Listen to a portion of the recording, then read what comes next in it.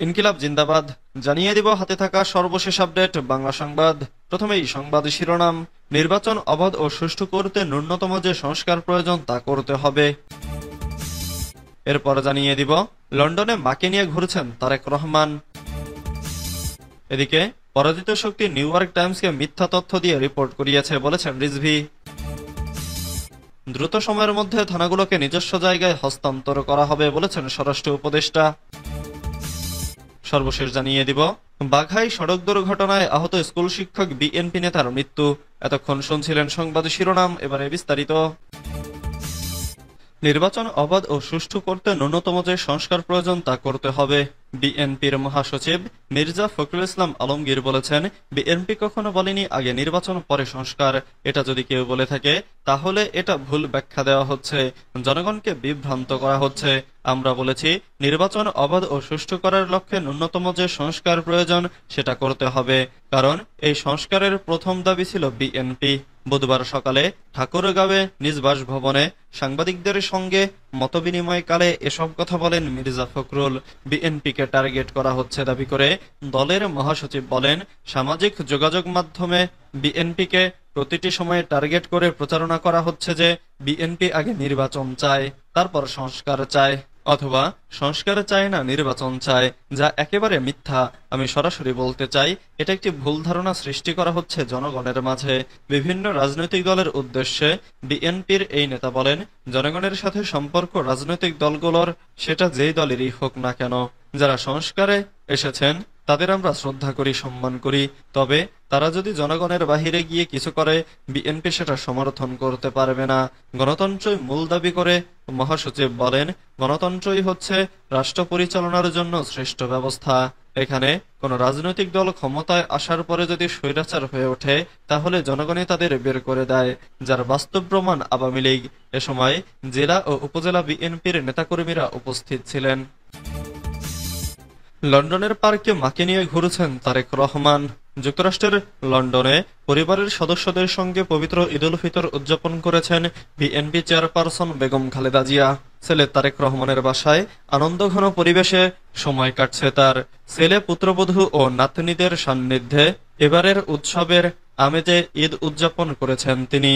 এরই মধ্যে লন্ডনের একটি পার্কে ছেলে তারেক রহমানের সঙ্গে মুক্ত পরিবেশে ঘুরতে বের হয়েছেন তিনি। স্থানীয় সময় মঙ্গলবার 1 এপ্রিল বিকেলে লন্ডনের একটি পার্কে মা খালেদা জিয়াকে নিয়ে বেড়াতে যান তারেক রহমান। এ সময় তার পরিবারের অন্য সদস্যরা উপস্থিত ছিলেন। বিএনপি মিডিয়া সেলের সদস্য সাইরুল কবির খান বিষয়টি নিশ্চিত করেছেন। খালেদা জিয়াকে নিয়ে পার্কে বেড়ানোর একটি ভিডিও ক্লিপ সামাজিক যোগাযোগ মাধ্যমে ছড়িয়ে পড়েছে। পরাজিত শক্তি নিউ ইয়র্ক টাইমসে মিথ্যা তথ্য দিয়ে রিপোর্ট করিয়েছে বলেছেন রিজভী। বিএনপির সিনিয়র যুগ্ম মহাসচিব অ্যাডভোকেট রুহুল কবির রিজভী বলেছেন, পরাজিত শক্তি নিউ ইয়র্ক টাইমসে মিথ্যা তথ্য দিয়ে রিপোর্ট করিয়েছে। ফ্যাসিবাদের দোসররা হাজার হাজার কোটি অবৈধ টাকার মালিক, তাদের অবৈধ টাকা ব্যবহার করে বাংলাদেশকে কলঙ্কিত করার চেষ্টা করেছে। বুধবার সকালে রাজধানীর নয়াপল্টনের কেন্দ্রীয় কার্যালয়ে গণমাধ্যমের সঙ্গে কথা বলতে গিয়ে তিনি এসব কথা বলেন। বিএনপির সিনিয়র এই নেতা বলেন, বাংলাদেশে উগ্রবাদের কোনো উত্থান ঘটেনি, বরং বর্তমানে বাংলাদেশে ফ্যাসিবাদের কোনো সবল নেই। মানুষ নির্বিঘ্নে ধর্ম পালন করেছে, কথা বলতে পারছে, নির্ভয়ে ঈদ পালন করেছেন। ফ্যাসিবাদের দৌরাত্ম্য ছিল না। বিগত দিনে কেউ স্বস্তিতে ঈদ উদযাপন করতে পারেনি। শেখ হাসিনার আমলে যা সম্ভব ছিল না। তিনি বলেন, বিশ্বব্যাপী অপতথ্য ছড়াচ্ছে আওয়ামী লীগের দোসররা। শেখ হাসিনা জঙ্গি দমনের নামে যে নাটক করেছে সেটা তিনি বিশ্ববাসীকে দেখিয়েছেন।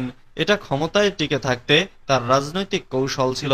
একজন সাবেক আইজিপির বইও তা উঠে এসেছে।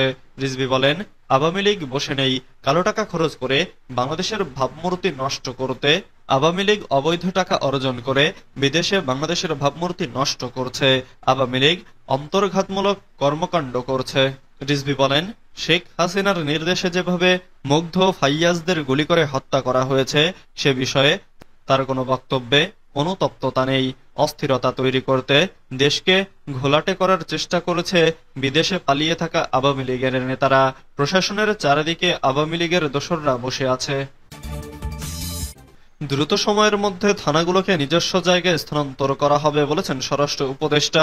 জনদুর্ভোগ নিরসন ও থানার সেবার মান আরও উন্নত করার লক্ষ্যে দ্রুততম সময়ের মধ্যে রাজধানীর থানাগুলোকে নিজস্ব জায়গায় স্থানান্তর করা হবে বলে জানিয়েছেন স্বরাষ্ট্র উপদেষ্টা লেফটেন্যান্ট জেনারেল মোহাম্মদ জাহাঙ্গীর আলম চৌধুরী। উপদেষ্টা বুধবার ২ এপ্রিল দুপুরে ঈদের শুভেচ্ছা বিনিময় ও ঈদ পুনর্মিলনের উদ্দেশ্যে রাজধানীর ৬টি থানা পরিদর্শন শেষে সাংবাদিকদের ব্রিফিংকালে এ মন্তব্য করেন। স্বরাষ্ট্র মন্ত্রণালয়ের জনসংযোগ কর্মকর্তা ফয়সল হাসান স্বাক্ষরিত এক সংবাদ বিজ্ঞপ্তিতে আজ এসব কথা জানানো হয়েছে। এতে বলা হয়েছে, উপদেষ্টা বলেন, রাজধানীর বেশ কয়েকটি থানা ভাড়া ভবনে কার্যক্রম চালাচ্ছে। এর ফলে একদিকে যেমন জনগণের সমস্যা হচ্ছে, অন্যদিকে থানাগুলো কাঙ্ক্ষিত মানের সেবা দিতে পারছে না। তিনি বলেন, আমরা যত তাড়াতাড়ি সম্ভব থানাগুলোকে নিজস্ব জায়গায় ভবন নির্মাণপূর্বক স্থানান্তরের চেষ্টা করেছি। ভালো জায়গায় থানা হলে জনগণের যেমন সুবিধা হবে, তেমনি থানাগুলো আরো সক্রিয় হবে ও কার্যক্রম চালাতে সুবিধা হবে। বাঘায় সড়ক দুর্ঘটনায় আহত স্কুল শিক্ষক বিএনপি নেতার মৃত্যু, ইন্না লিল্লাহি ওয়া ইন্না ইলাইহি রাজিউন। রাজশাহীর বাঘায় সড়ক দুর্ঘটনায় আহত স্কুল শিক্ষক লতিফুর রহমান কোচি চিকিৎসাধীন অবস্থায় মৃত্যু হয়েছে তার। গত সোমবার ৩১ মার্চ চিকিৎসারত অবস্থায় তিনি মারা যান।